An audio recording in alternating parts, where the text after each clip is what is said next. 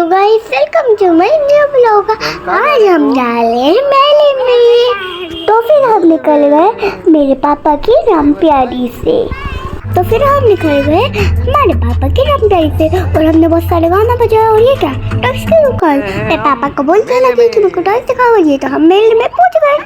और फिर हमने मेले में तो डरावनी हमको कौन लगता है मेले में भाई अभी तो शुरू में तो बस अच्छा लग रहा था। शुरू में तो लग रहा था कि अच्छा मिल रहा है। और फिर आगे जाके देखा तो मेरा ही पोपट हो गया भाई। तो डरावनी में मैं तो उसके पास जाऊँ नहीं भाई। कितनी डरावनी क्या बताऊँ। कितनी डरावनी और पापा मेरे को डायनासोर के पास ले जा रहे थे। मैं उनको मना कर ली थी। वो डर लग रहा था और वो यूँ कर रहा था। पर फिर में पापा मेरे को ले गए। वहाँ पर गोलीला भी था इसलिए मैं ले जा रही थी। वो नहीं आ गया हमारा गोलीला। और वहाँ से एंट्री करते हुए और आगे तो और भी मैं तो मेरे को ऐसा लग रहा था कि मैं है ना मेले पे थी। चिड़ियाघर में आ गई चिड़ियाघर पे। और अभी आगे तो ये और लाला टुकना में। और ये तो ज़ेबरा है। ये तो फिर भी ठीक है पर यार। और ये भैंसा तो बड़ी डरावनी लग रही थी यार। बड़ी खतरनाक। सारी भैंसा बाय बाय कर रही। ये भैंसा नहीं है बकरी है। तो गाइस उसके बाद हम निकल गए थे मार्केट की तरफ। और वहाँ पर इतनी प्यारी प्यारी सुंदर सुंदर स्टॉल थी। और वहाँ पर कू को पसंद आ गई चॉकलेट्स। अब ये चू मेरे से अलग अलग चॉकलेट्स मांग रही थी ढेर सारी। पर लेकिन मैंने उसको सिर्फ खाली 2 चॉकलेट्स दिलाई। चॉकलेट्स लेने के बाद में हम निकल गए फिर उसके बाद में घड़ी की दुकान पर। वहाँ पर मुझे बहुत सारी घड़ियाँ पसंद आ रही थी। पर लेकिन मैंने सोचा बच्चों की पसंद से घड़ी लेते हैं। और बच्चों ने वाकई में मुझे ऐसी घड़ी दिलाई कि मुझे देख के बाद में पहनने की इच्छा ही नहीं हो रही थी। पर लेकिन फिर भी मैं उसे लेके निकल गया। फिर हम आगे बढ़े तो हमने देखा कि वहाँ पर और भी बहुत सारी स्टॉल्स है। एक आयुर्वेदिक दुकान है, एक अचार की दुकान है। पर लेकिन मैंने वो सब स्किप्स करते हुए आगे बढ़े।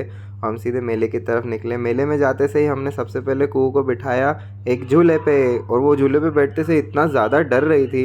फिर मैंने कू के साथ में थोड़ी मस्ती करी, उसका ध्यान बटाया और उसको थोड़ी हिम्मत दी कि डरना नहीं चाहिए। फिर उसके बाद में वो लेके गई मुझे एक बोट की। फिर कू लेके गई मुझे बोटिंग करने के लिए साथ में अपने। और वहाँ पर मैं आपको सच बताऊँ बहुत ज़्यादा हम परेशान हो गए क्योंकि उसको बोट चलाना ही नहीं आ रही थी।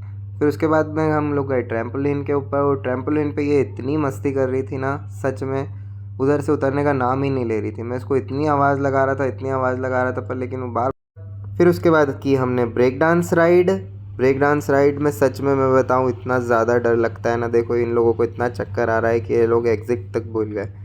इन लोगों को आवाज़ लगा के मैं थक गया। पर लेकिन इन लोगों को बाहर आने का रास्ता ही नहीं दिख रहा था। देख सकते हैं आप सब। ये सब ने तो फिर बहुत अच्छी राइड एंजॉय कर ली थी। पर लेकिन मुझे डर लग रहा था कोई सी भी राइड पे जाने में, इसलिए मैं किसी भी राइड पे नहीं गया। इतना सब कुछ घूमने के बाद में हमारे पेट में बहुत तेज़ चूहे कूद रहे थे। पर लेकिन बच्चे जो है ये मान ही नहीं रहे थे कि हमें और राइड। ट्रेन जो है हमारी लास्ट राइड होने वाली थी। पर लेकिन उसके बाद में भी कू नहीं मानी और लास्ट में ट्रैम्पोलिन के अंदर और घुस गई जाके।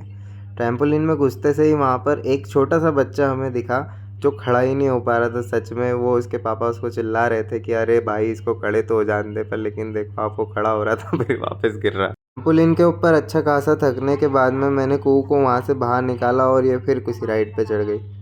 अब वहाँ से हमने एरोप्लेन के अंदर सवारी करी। एरोप्लेन में सवारी करने के बाद में हमने सोचा कि अब वहाँ से निकला जाए। पर लेकिन ये कू जो है ना ये मानने का नाम नहीं ले रही थी।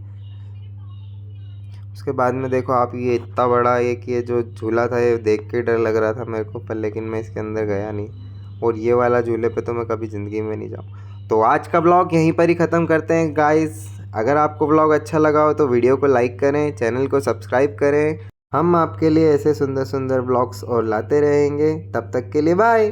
Thanks for watching.